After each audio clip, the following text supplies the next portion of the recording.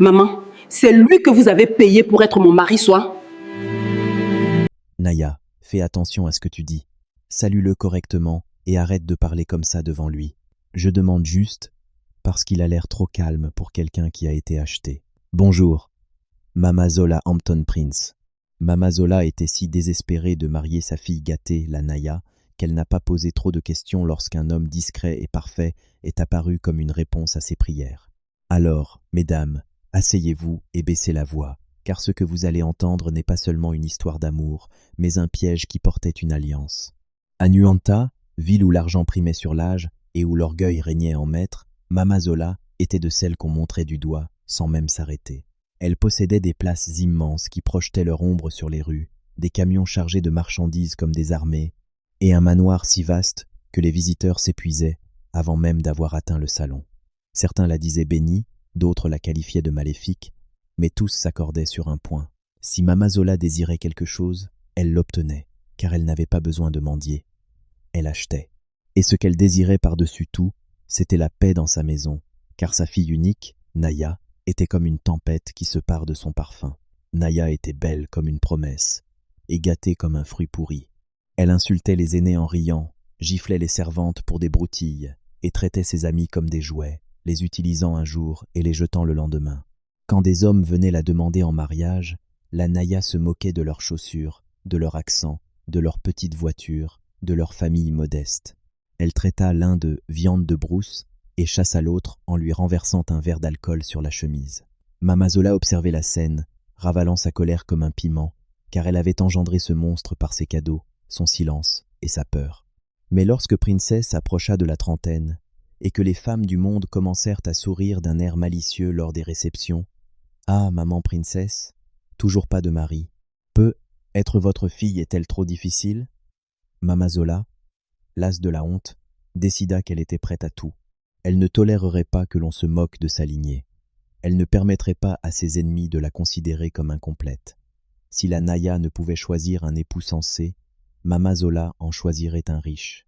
Ce soir-là, elle appela son assistante et lui dit « Je veux un homme, pas un garçon, un homme qui puisse se tenir aux côtés de ma fille comme un bouclier. Retrouvez-le. Payez-le bien.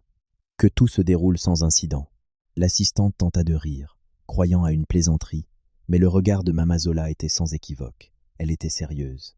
En quelques jours, des rumeurs commencèrent à se répandre dans la ville comme une fumée. Mama Zola cherchait un mari tout trouvé, quelqu'un pour marier sa fille au plus vite, quelqu'un qui perpétuerait le nom de famille, sans poser trop de questions. On riait en secret, mais de nombreux hommes se présentaient, des hommes affamés, hypocrites, désespérés, aux dents blanches et au cœur impur. Mais Mama Zola n'était pas naïve. Elle les observait comme un faucon guette les rats. Un soir, le portail s'ouvrit et un homme silencieux pénétra dans sa propriété, telle une ombre qui aurait appris à marcher. Il s'appelait Chidi. Grand, posé, beau d'une beauté calme, il n'avait rien à voir avec le genre d'homme bruyant et enjoué auquel la Naya était habituée. Sa voix était basse, ses manières impeccables, son regard profond et perçant. Il salua Mama Zola avec les égards dus à son rang, s'inclina légèrement et lui parla avec un respect presque désuet. Il ne s'attarda pas trop sur sa richesse. Il ne supplia pas. Il ne sourit même pas inutilement. Et quelque chose chez Mama Zola appréciait cela. Elle appréciait son allure d'homme discipliné. Elle aimait qu'il ne soit pas rebuté par la beauté du manoir, ni qu'il dévisage les voitures comme un chien affamé. Lorsque Princesse entra, mâchant du chewing-gum et faisant défiler son téléphone, elle le regarda, s'arrêta un instant, et pour la première fois depuis des mois, son regard laissa transparaître de l'intérêt plutôt que du dégoût. « dit-elle en tournant autour de lui comme si elle inspectait une marchandise. « Au moins, celui-ci a l'air présentable. » Chidi se contenta d'acquiescer, impassible. Mais au fond de lui brûlait un autre feu, un feu qu'il portait en lui depuis des années. Tandis qu'il observait l'arrogance insouciante de la Naya et la posture fière de Mama Zola, ses pensées se tournèrent vers un autre temps, une autre demeure, et une tombe qui n'avait jamais quitté ses rêves.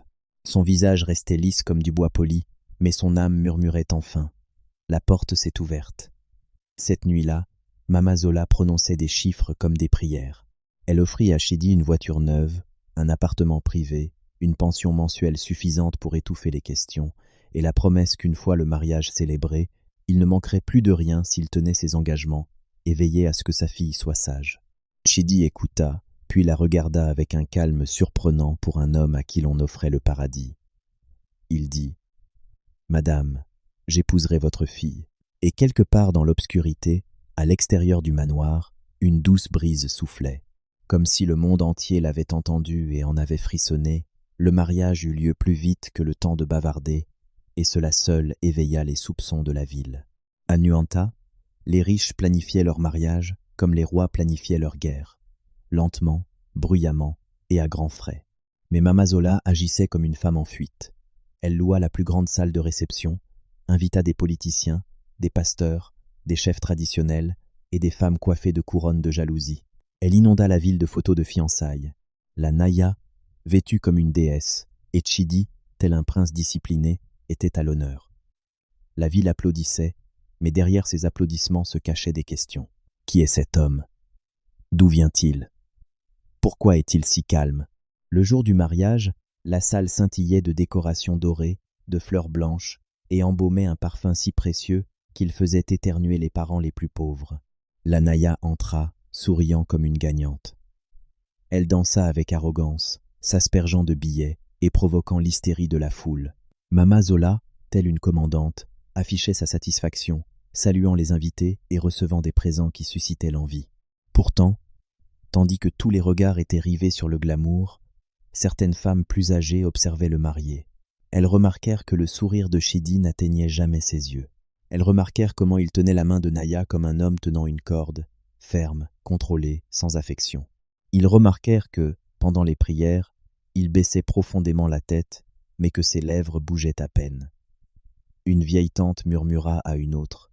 « Celui-ci a le cœur lourd. » Une autre répondit. « Tais-toi. Quand l'argent parle, les anciens se taisent. » Et ainsi les tambours continuèrent de résonner, la nourriture coula à flot, et le mariage fut scellé sous les feux des projecteurs. Après les noces, la Naya s'attendait à un époux qu'elle pourrait commander comme elle commandait ses suivantes.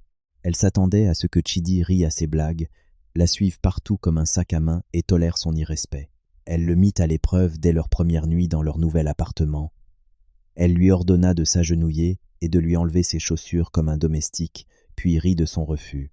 Elle jeta sa perruque sur le lit et lui dit qu'il devait d'abord complimenter sa beauté comme il se doit avant même qu'elle ne daigne le saluer. Comme il restait silencieux, elle se mit en colère et lui donna une forte gifle sur l'épaule.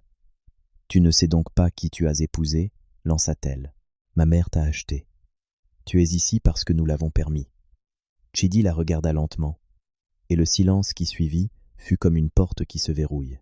Puis, d'une voix maîtrisée, il dit « Naya, je ne suis pas votre serviteur. » Elle éclata de rire. « Pas mon serviteur. Alors, qu'es-tu? Un trophée, une décoration, un mari que nous avons payé. » Elle s'attendait à ce qu'il crie. Elle s'attendait à ce qu'il supplie. Elle s'attendait à ce qu'il ait honte. Mais Chidi se contenta de s'approcher, sans agressivité, juste un peu plus près, comme une ombre qui s'approche d'une bougie. « Tu apprendras, » dit-il doucement. Ces mots n'avaient rien de romantique. Ce n'étaient pas des mots enjoués. C'étaient des mots qui avaient du mordant. Cette nuit-là, tandis que Naya cuve son champagne, Chidi, assis seul au bord du lit, fixait le mur comme s'il regardait un film que lui seul pouvait voir. Dans sa poche se trouvait une vieille photo pliée, décolorée et craquelée au coin. Elle montrait une femme au regard doux et un garçon à ses côtés, tous deux souriant dans une simple cour de village sans clôture ni luxe. Le pouce de Chidi caressa doucement la photo, puis s'arrêta sur le visage de la femme. Sa voix n'était qu'un souffle. « Maman, » murmura-t-il, « je suis entré dans leur maison. » Et comme si l'univers répondait, un grondement lointain retentit, non pas le tonnerre de la pluie, mais celui qui évoquait les pas d'ancêtres invisibles. Les jours suivants, Mama Zola commença à remarquer des changements. Le rire sonore de la Naya s'estompa, ses insultes se firent plus prudentes. Ses amis, qui l'entouraient auparavant, commencèrent à se plaindre. « Ton mari ne te laisse plus sortir. Pourquoi te surveille-t-il » La Naya siffla, d'un ton sévère. « Ne t'en fais pas. » Pourtant, en disant cela, son regard trahissait une certaine inquiétude. Chidi avait instauré des règles strictes à la maison, comme on plante des pieux. Interdiction de rentrer tard, d'insulter le personnel, de gaspiller de l'argent en disputes publiques. Au début, Naya se rebella par des crises de colère, cassa des assiettes, hurla, mais à chaque fois, Chidi répondait avec une fermeté calme qui l'effrayait bien plus que des cris. Il ne l'a jamais battue. Il n'a jamais élevé la voix. Il lui a simplement retiré ses privilèges un à un, comme on déplume un oiseau fier. Mama Zola entendit les rapports et éprouva un soulagement. Enfin, pensa-t-elle, un homme capable de la dompter. Elle ne remarqua pas le sourire discret qui parfois illuminait le visage de Chidi en secret, un sourire qui semblait annoncer une promesse tenue. Un soir, Mama Zola organisa un dîner intime dans son manoir pour célébrer l'unité familiale. Elle voulait montrer à la ville que sa fille était désormais une femme mariée et responsable. La table était garnie de mets délicieux, de ceux qui forcent le respect, même chez les plus riches. Soupe au poivre et à la viande de chèvre, riz jollof aux arômes fumés, poissons grillés luisant d'huile et bouteilles de vin, ressemblant à des trophées. Les invités riaient. Les domestiques s'activaient avec la précision d'une fourmi dressée, et Mama Zola arborait un sourire mêlé de fierté et d'avertissement. La Naya, assise près de Chidi, était vêtue de luxe, mais son regard scrutait sans cesse son visage, comme si elle cherchait la permission de respirer. Cela amusait Mama Zola. Elle pensait que ça fonctionnait enfin. Soudain, un vieil homme arriva sans y être invité, un ancien d'un village voisin. Vêtu simplement, il tenait une canne ornée de gravures, qui semblait très ancienne. Les gardiens voulurent l'arrêter, mais son autorité les fit s'écarter. Il pénétra dans l'enceinte, comme s'il visitait ses propres terres. Des murmures parcoururent l'assistance. Le sourire de Mama Zola se figea à sa vue. Elle le reconnut. C'était le doyen Mazinduka, quelqu'un qu'elle n'avait pas vu depuis des années.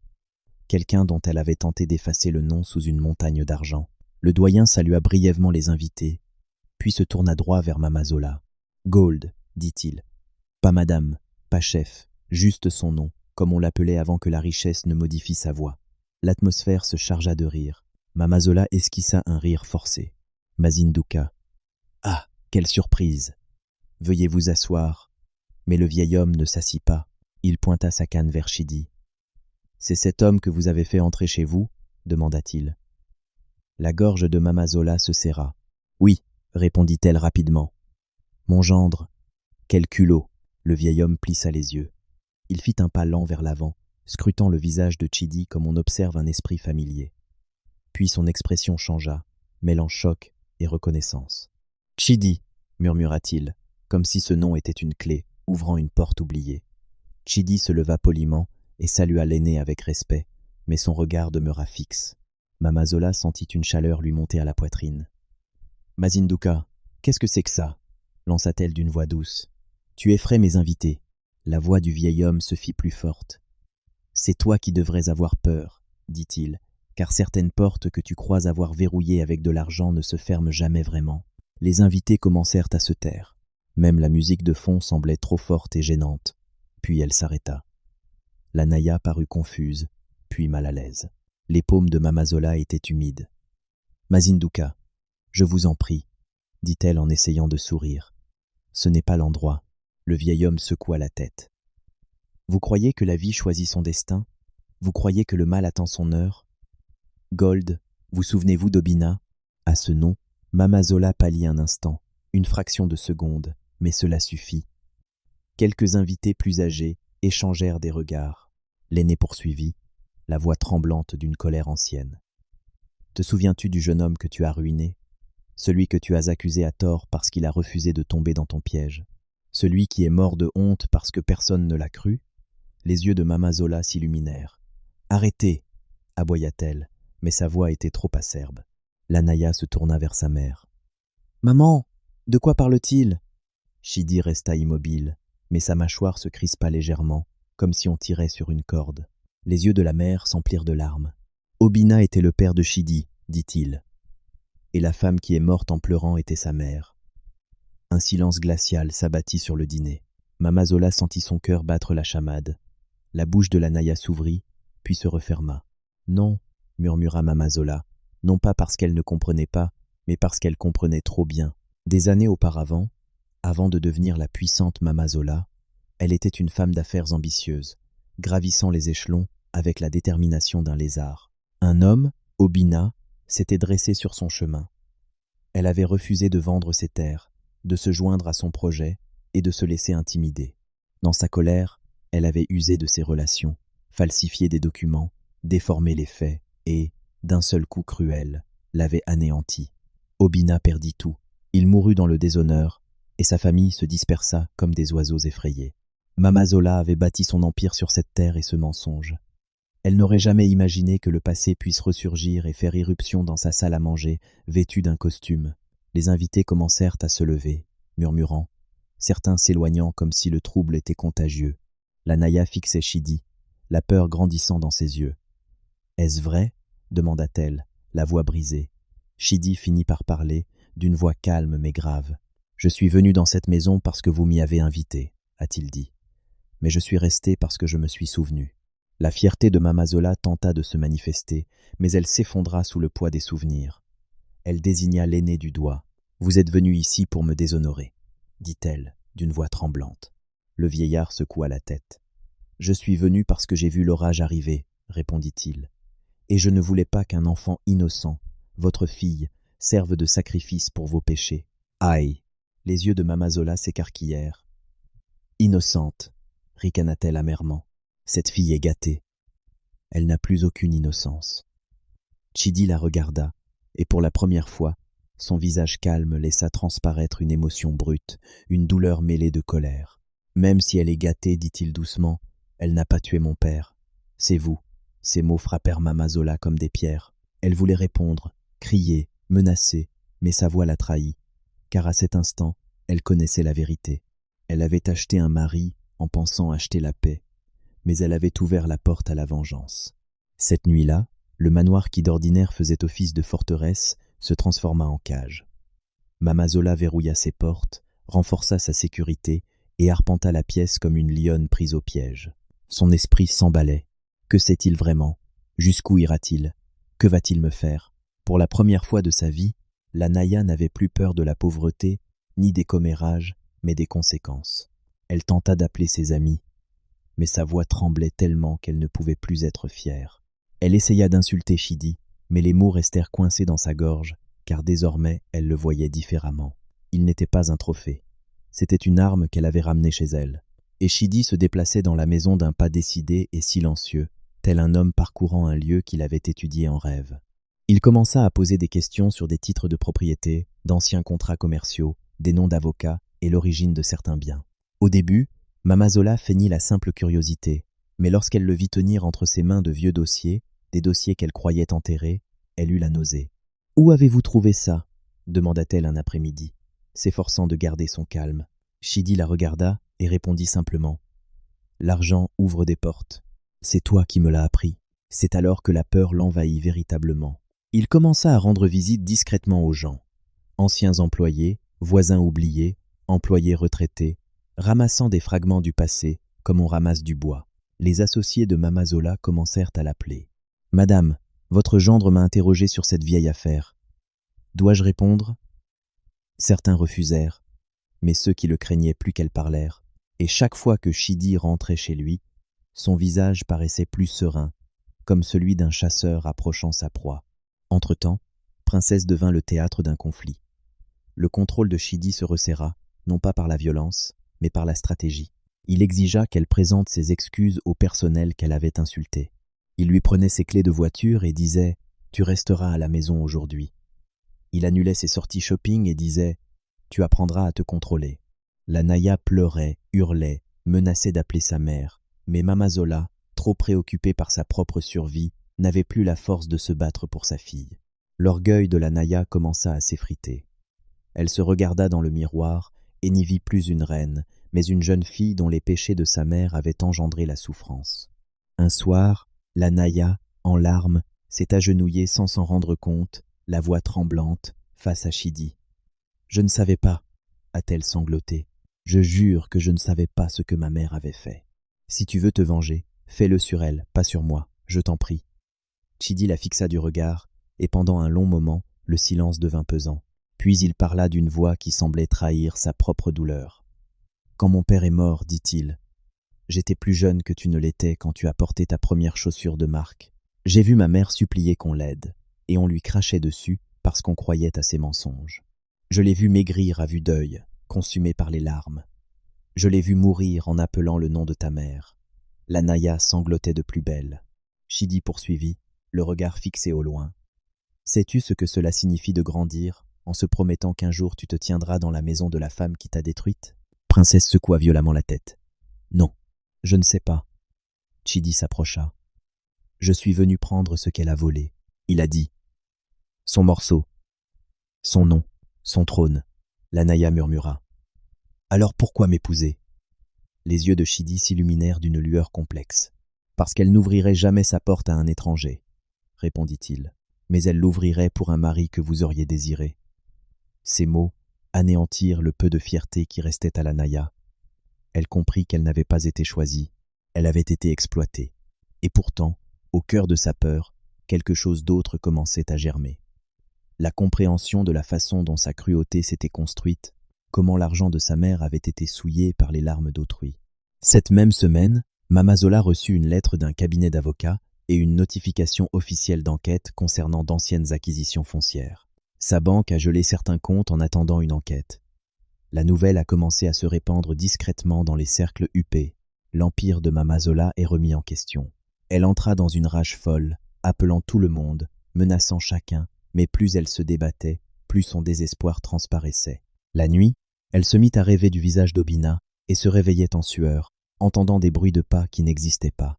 Les anciens du village commencèrent à murmurer que la vérité était enfin en train d'éclater. Certains disaient même que les ancêtres avaient envoyé Chidi, car dans les contes populaires, l'injustice est comme une chèvre attachée à un arbre, aussi longtemps qu'elle y reste. Un jour, elle tira sur la corde jusqu'à ce qu'elle casse quelque chose. La maison de Mama Zola commença à se fissurer de l'intérieur. Les domestiques commencèrent à démissionner, craignant le scandale. Les gardes du corps se mirent à regarder Chidi avec un respect nerveux. Même les invités cessèrent de venir. Le manoir s'assombrit, et c'est dans le silence que la peur se nourrit. Mama Zola finit par confronter Chidi seule dans son salon privé, où elle négociait habituellement ses affaires avec la majesté d'une reine. « Combien voulez-vous » demanda-t-elle d'une voix glaciale, les yeux brûlants de colère. « Disons-le. Réglons ça comme des adultes. L'argent peut tout arranger. » Chidi la regarda avec un dégoût calme. « L'argent a couvert tes mensonges, dit-il. L'argent a enterré mon père.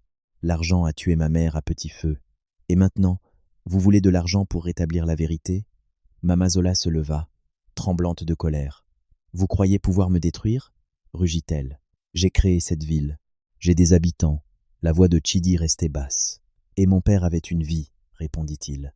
Mais vous l'avez détruite parce que vous le pouviez. » C'est à ce moment que Mama Zola comprit que la vengeance ne viendrait pas comme une gifle, mais comme un feu, d'abord silencieux, puis irrésistible. L'effondrement final ne s'est pas produit en un jour. Il s'est fait progressivement, comme une pluie rongeante qui a affaibli le toit jusqu'à ce qu'une violente tempête lui porte le coup de grâce. Les enquêtes se sont intensifiées. De vieux documents ont refait surface. Des témoins se sont manifestés. Un ancien employé, désormais âgé et malade, a avoué avoir été payé pour falsifier des documents. Une femme ayant travaillé dans le bureau de Mama Zola a révélé avoir assisté aux échanges de pots de vin. Même un homme politique qui devait autrefois des faveurs à Mama Zola s'est retiré, car quand le scandale est trop flagrant, même les rats font semblant de ne rien savoir. Les journaux ont commencé à mentionner son nom avec précaution, comme on évoque un lion dont on ignore s'il est mort. Mama Zola a tenté de riposter financièrement, mais chaque versement ne faisait qu'aggraver la situation. Elle tenta d'intimider Chidi, mais plus elle le menaçait, plus il se comportait comme un homme qui avait depuis longtemps accepté la mort. Princesse, témoin de la scène, changea de façon inattendue. La même jeune fille qui jetait autrefois de l'argent aux gens restait assise en silence, écoutant, réfléchissant, apprenant. Un après-midi, elle se rendit dans les quartiers des domestiques et présenta ses excuses à la servante qu'elle avait jadis giflée. La servante pleura, non pas parce que les excuses effaçaient sa douleur, mais parce qu'elle n'aurait jamais imaginé une telle humilité de sa part. La Naya commença alors à comprendre que sa vie s'était construite sur le silence des autres. Elle commença à voir sa mère non plus comme une déesse, mais comme une femme dont l'orgueil avait empoisonné des générations. Et lorsque Chidi vit Princesse changer, quelque chose en lui se transforma également.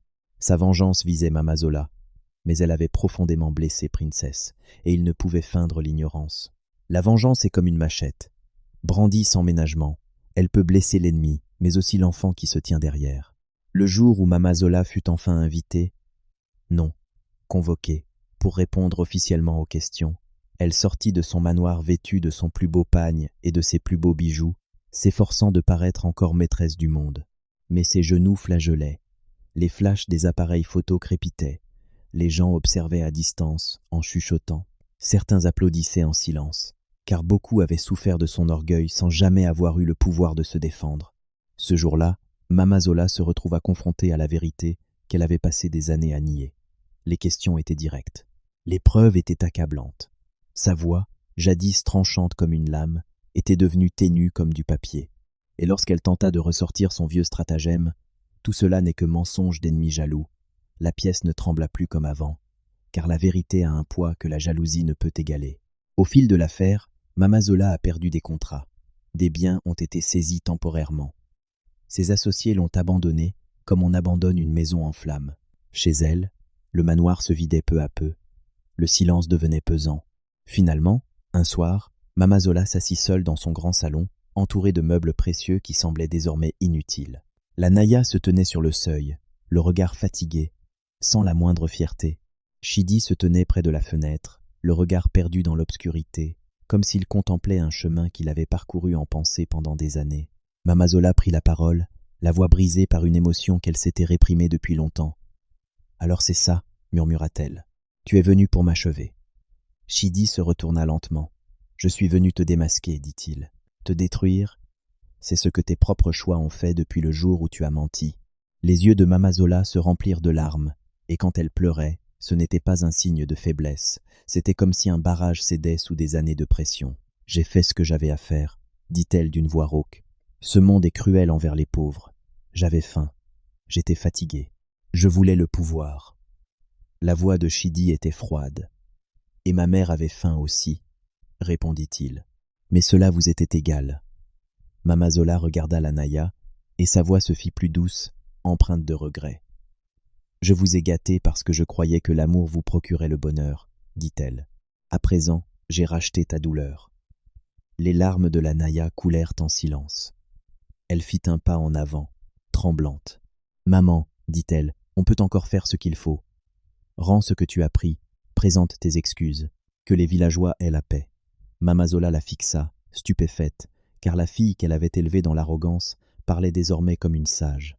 Pour la première fois, Mama Zola entrevoyait la possibilité que sa fille puisse survivre à sa chute et en ressortir avec une âme plus pure. À cet instant précis, quelque chose changea. Les épaules de Mama Zola s'affaissèrent, sa posture de reine disparut. Elle hocha lentement la tête, comme si elle se laissait submerger par le poids qu'elle ne pouvait plus porter. « Appelle l'avocat, » murmura-t-elle. « Trouvons un arrangement avec eux, qu'ils prennent ce qu'ils doivent prendre. » Chidi l'observait attentivement, et bien que son visage restât impassible, ses yeux laissèrent transparaître un bref soulagement, non pas de joie, ni de célébration, mais la fin paisible d'une longue et amère prière. Dans les jours qui suivirent, Mama Zola reconnut publiquement ses torts, restitua une partie des terres par le biais d'un accord légal et offrit une compensation. Cela n'a pas ressuscité les morts, cela n'a pas effacé des années de souffrance, mais c'était la première fois qu'elle laissait la vérité respirer.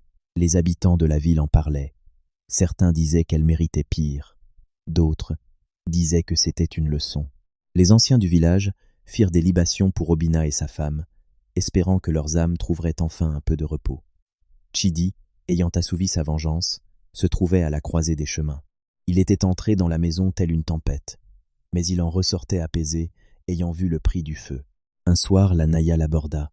Elle se tenait dans la cour, sans fierté, comme si elle se découvrait elle-même pour la première fois. « Voulez-vous partir » demanda-t-elle doucement. Chidi la fixa longuement. « Je ne sais pas, » admit-il. « Je suis venu ici pour me venger. Mais toi, tu changes. » La Naya hocha lentement la tête. « Je ne peux pas changer ce que ma mère a fait, dit-elle. Mais je peux changer ce que je suis devenu. » Chidi expira, et la colère qui l'avait animé pendant des années sembla soudain s'apaiser.